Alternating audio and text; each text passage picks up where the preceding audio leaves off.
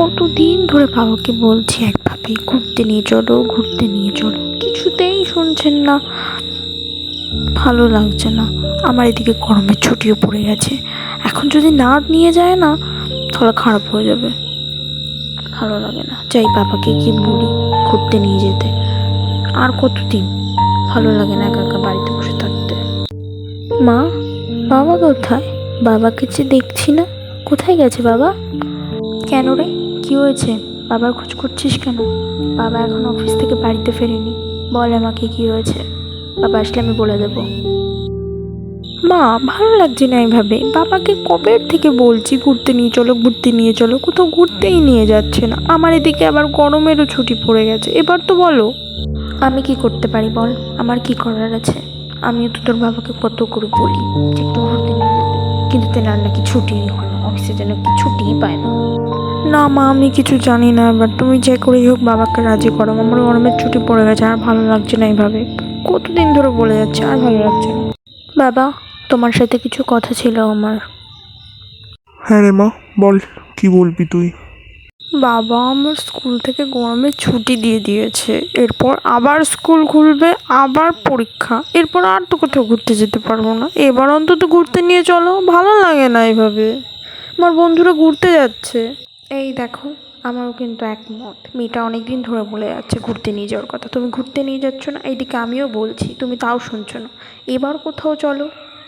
ঠিক আছে ঠিক আছে, আর বেশি চাপ নিতে হবে না। আমারও পুজোর জন্য ছুটি পড়ে গেছে অফিসে, কাল সকালেই আমরা বেরিয়ে যাব। ঠিক আছে মা, খুশি তো তুই এবার? ঠিক আছে বাবা, এইটাই তো শুনতে চাইছিলাম তোমার মুখ থেকে। তুমি কিছুতেই হ্যাঁ বলছো না। ঠিক আছে, আমি তাহলে আমার লাগেজগুলো গুছিয়েই ফেলি। এরপর তারা সত্যি সত্যি সকাল সকাল ঘুরতে বেরিয়ে পড়ে। আর তারা আগের দিন রাতে ঠিক করে যে তারা তাদের পুরনো গ্রামের বাড়িতে যাবে। এরপর তারা ভালোভাবে তাদের গ্রামে পৌঁছে যায় এবং যেতে যেতে তাদের প্রিয় প্রিয় মানুষদের সাথে দেখা হয়। কি করো অনিস্তা, অবশেষে তোমার এই গ্রামের কথা মনে পড়লো? কতদিন দেখি না বলো তোমায়, অবশেষে আজ দেখা হলো। সত্যি আর বলো না দাদা, কাজের চাপে আসাই হয়ে ওঠে না। মেয়ের জন্যই আসতে পারলাম, বুঝলে এখানে। আচ্ছা দাদা, বুঝতে পারলাম। তুমি শহরে থাকো, অনেক চাপ তোমার কাছে, ঠিক আছে। এবার তুমি বাড়ি পৌঁছে যাও। এবার তারা তাদের বাড়ির দিকে রওনা দিল।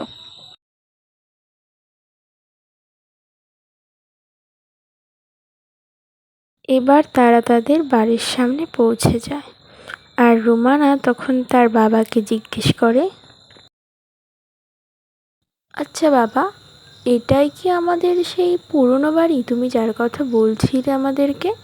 হ্যাঁ মা, এইটাই সেই বাড়ি যার কথা তোকে বলছিলাম। এই বাড়ির সাথে কত স্মৃতি। এবং গেট দিয়ে তারা তাদের বাড়িতেও ঢুকে যায়।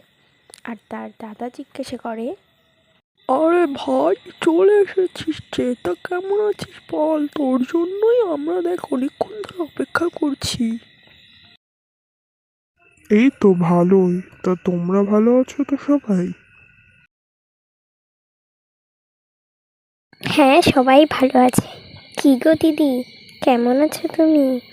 কি রে মোনা, কেমন আছিস তুই বল? হ্যাঁ দিদি, আমরা ভালো আছি।